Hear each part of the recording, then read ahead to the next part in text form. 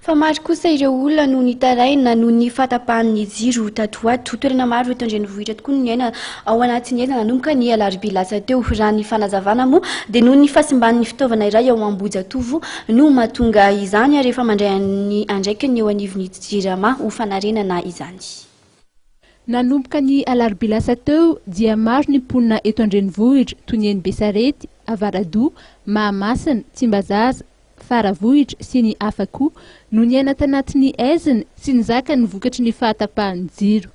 Efa mandray andraikitra manolo ny transformateur de puissance izay simba ao amin'ny station an'Ambohijatovo moa ny JIRAMA ary efa tonga eny atoerana rahateo ny fitaovana vaovao solon'izany. Fisehoan'ilay jiro tapatapaka teto amintsika moa nanomboka fako maro zany dia teo amin'ny sous-station Ambohijatovo misy appareil transformateur de puissance 35 000 sur 5 000 5e via c'est simba tamin'ny fotoana io dia io no mahatonga ilay jirontsika tapatapaka. Ankehitriny ny JIRAMA zany efa miezaka mamerina amin'olona ny famatsiana ny jiro eto Antananarivo amin'ny alalan'io appareil vaovao napetraka io. Nefa za moa zany tsy vita moramora fa tsy maintsy misy fotoana anatanterahana azy eo tapaka maintsy mpiasan-davana ny famatsiana dia mety amin'ny lahady ariva any fa rehefa tarany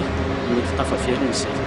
Fantatra moa fa manana karazana fiandry na réserve ny JIRAMA toy ny tanimandro 16 izay noentina nanolona ny transfo simba eto Ambohijatovo ity izay eo amin'ny 5 MVA eo. Raha ny vinavina dia tokony amin'ny alahady ihany no iverina amin'ny laony ny famatsiana herinaratra eto an-drenivohitra satria raha pitsy no tokony ho vita ny fanakambanana ireo fitaovana na ny assemblage ary mbola misy ny traitement amin'ny menaka mba ahafahan'ny fitaovana mandeha tsara araka ny tokony ho izy ka dia manantena ny fiaraha-miasan'ny mpanjifany eo anivon'ny JIRAMA.